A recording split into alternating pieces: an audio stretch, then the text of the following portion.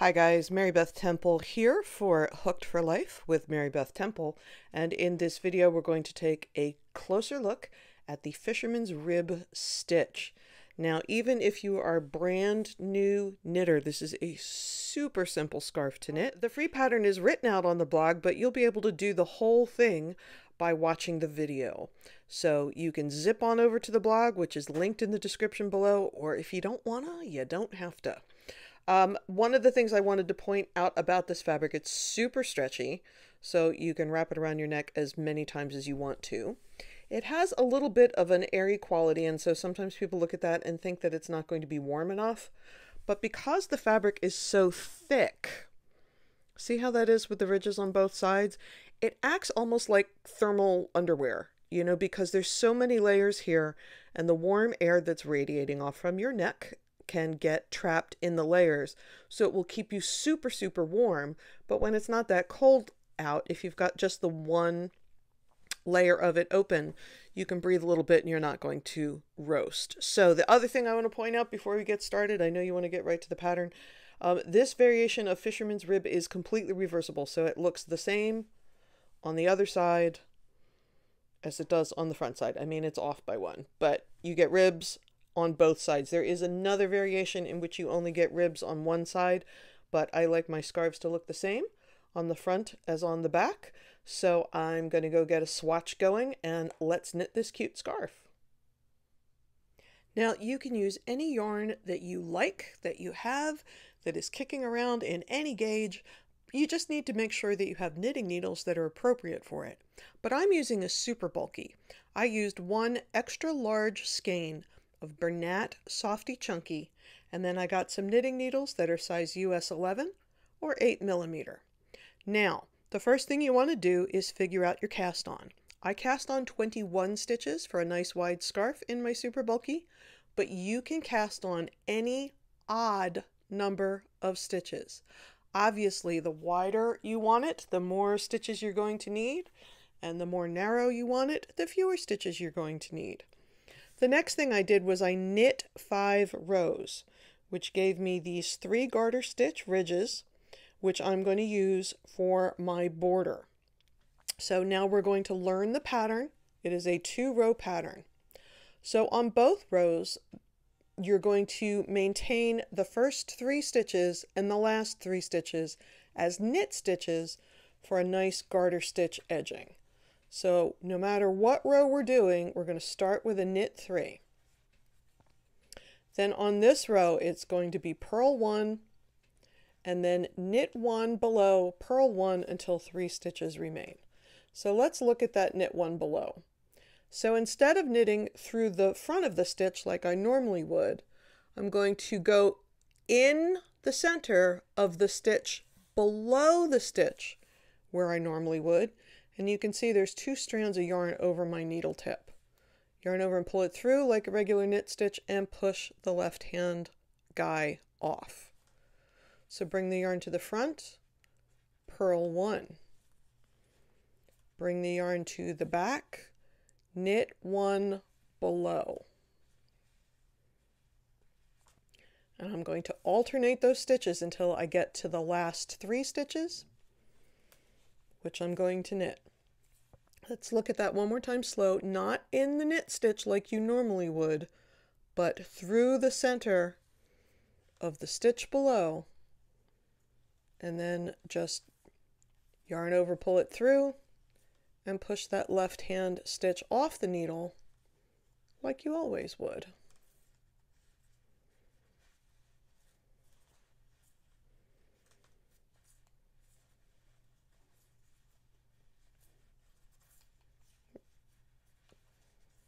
Almost to the end.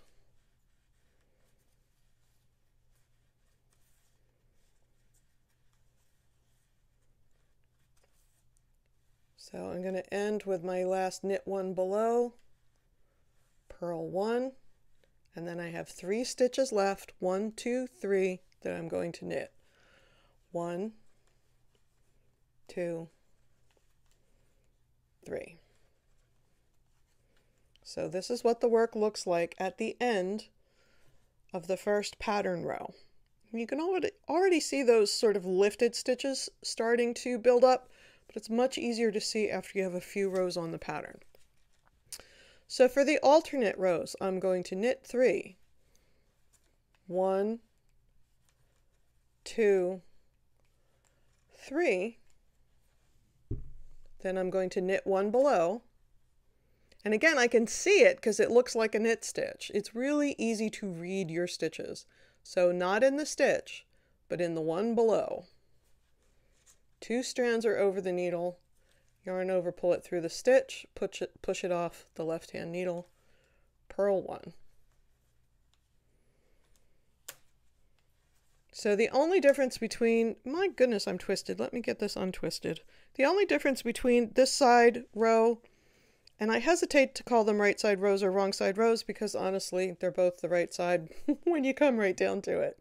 But the only difference is on one side you begin and end with a purl stitch, and on the other side you begin and end with a knit 1 below. So here we are, knit 1 below, purl 1. Once again, we're going to do this all the way across until 3 stitches remain, and then we're just going to knit those last 3 stitches.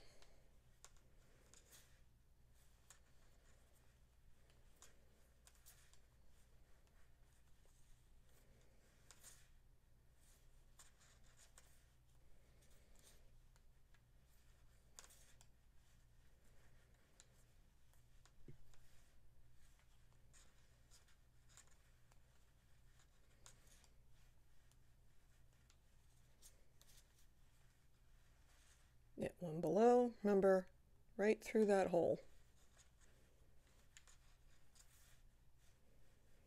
And then I'm going to end my center with a knit 1 below, knit 3. 1, 2, 3. Ta-da! That's all there is to it. That's the whole scarf. I'm going to do each row again for those of you who need a little extra visual aid, but for those of you who are feeling clever, you're going to repeat those 2 rows until the work is as long as you want it to be. You're almost out of yarn, or you're deathly bored, at which point you will knit 6 rows and then do a knitwise cast off, and you will just have to weave in the ends and you're done. But for the rest of us, let's look at those 2 rows one more time. Let's see if I can untangle my circular needles just to make your life more interesting. All right. So here we have our ribs popping up. You see the ribs are popping up on both sides. So for this row, 1,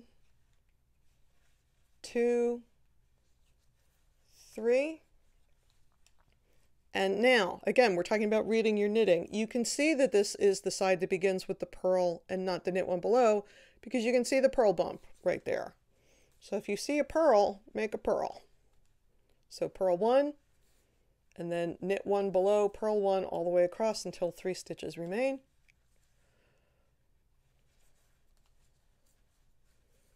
Knit 1 below, purl 1, knit 1 below, purl 1,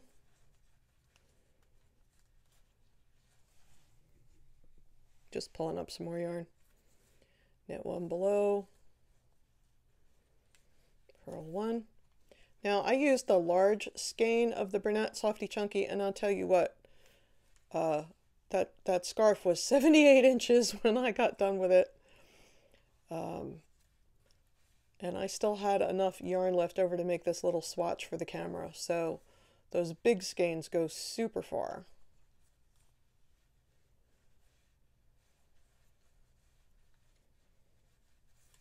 Purl 1, I have 3 stitches left. I'm going to knit 3. 1, 2, 3. Okay, so there's the end of my 3rd row. Again, you see these ribs are popping up and they're big and open, and that's exactly what we want. Let's try the other row one more time. Knit 3, 1, 2, 3. And then we're going to begin and end this side with the knit one below. So knit one below. And I know I'm going to start here with the knit one below because I see that big stitch. I see that big knit looking stitch. And then I know the next one's a purl because it looks like it looks like a purl bump. I see the purl bump right there, so I know that that's where the purl goes. It's very good to be able to read your knitting to see what you're going to stitch where, particularly if you have to go answer the phone or walk the dog or put some food in the oven or, you know, whatever you have to do.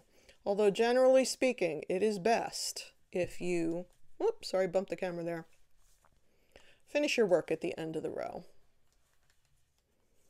It saves you getting big gaps in the middle of your work. Now, the other thing I wanted to talk about, I talked about the variations. So the thing I like about this variation is that it looks the same on both sides.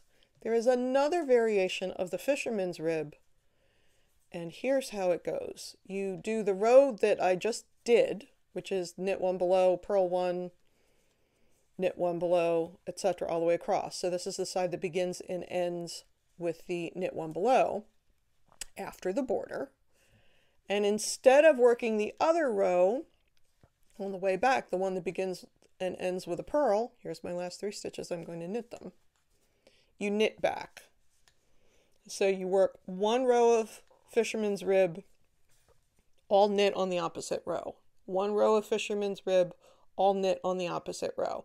Now, that's still pretty on both sides, but it looks like just plain knit on this side. You only get the ribs on one side. It does, however, make the work a little bit tighter, a little bit denser. If you prefer that, that's another variation for you to try. But now you know how to do 2 variations of the fisherman's rib in knitting. So thanks so much for joining me here.